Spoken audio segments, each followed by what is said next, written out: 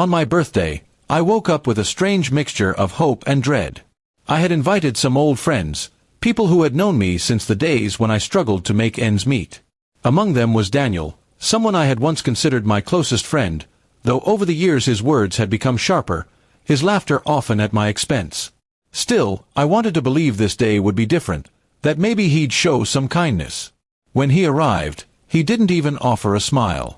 Instead, as everyone gathered in the small cafe where I first met them for old time's sake, Daniel raised his glass and said, "To our birthday boy, who still hasn't achieved anything worth remembering." Laughter broke out from a few others, nervous and awkward, but it hit me harder than I expected. He called me a failure, right there in front of everyone, as though my struggles defined me forever. For a moment, I stayed quiet. I let his words linger in the air, watching the smirk on his face as he thought he had won some invisible battle. The old me might have argued, might have stormed out, but I had learned that silence carries power. I smiled instead, calm and steady, and thanked everyone for coming. Inside, though, I was already planning how this day would turn. When the meal ended, I told them I had arranged a little surprise. Daniel scoffed, muttering something about cheap tricks, but I ignored him. I led them outside, where a sleek black car waited. My driver opened the door for me, and I motioned for everyone to join me. Confusion spread across their faces, and Daniel frowned, clearly unsettled by something he didn't understand. The drive was quiet at first. Daniel tried to make jokes, saying I had probably rented the car just for show. I didn't respond. Instead, I let the city blur past as we approached the high gates of my property. When they swung open, revealing the long driveway lined with trees, the group went silent. Daniel leaned forward, staring in disbelief at the mansion that grew larger with every turn of the wheels. We stopped in front of the grand entrance, where a fountain glimmered under the sun. My staff opened the doors, welcoming us inside. The marble floors reflected the chandeliers, the walls decorated with art collected from my travels. I watched as my so-called friends, including Daniel, struggled to process what they were seeing.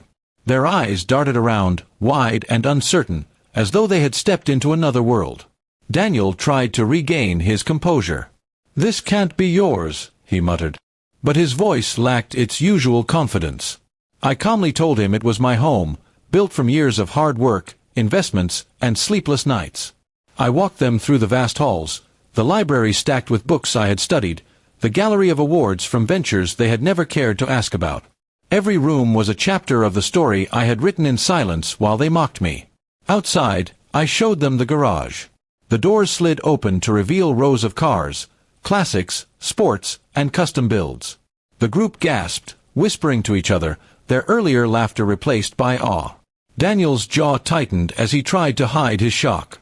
I could see the envy brewing in his eyes, though he tried to cover it with disbelief. Then came the final reveal.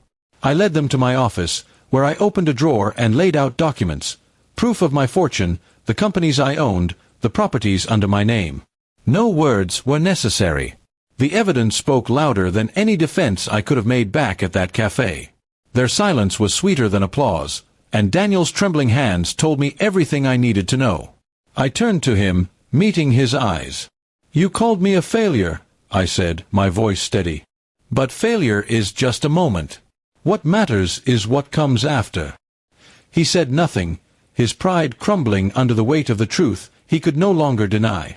The others tried to congratulate me, their tones suddenly warm and friendly, but I knew better.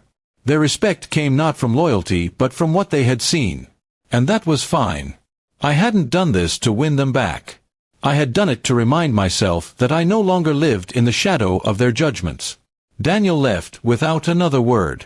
I watched him go, shoulders hunched, his arrogance broken. For years, he had mocked me, using my struggles as his entertainment. But now, he would have to live knowing the one he had called a failure had risen far above him. That was my revenge, not through anger, but through success. As the night settled in, I stood on the balcony of my mansion, looking over the city lights. My birthday had begun with insult but ended with clarity. I didn't need their approval. I had built my life piece by piece, and now it stood tall behind me. The world could call me whatever it liked, but I knew the truth. I was no failure. And in that quiet moment, as the stars spread across the sky, I realized that the best answer to mockery was not argument, not bitterness, but the undeniable proof of what I had become. My story was no longer theirs to define. It was mine, and it spoke louder than any words they could ever throw at me.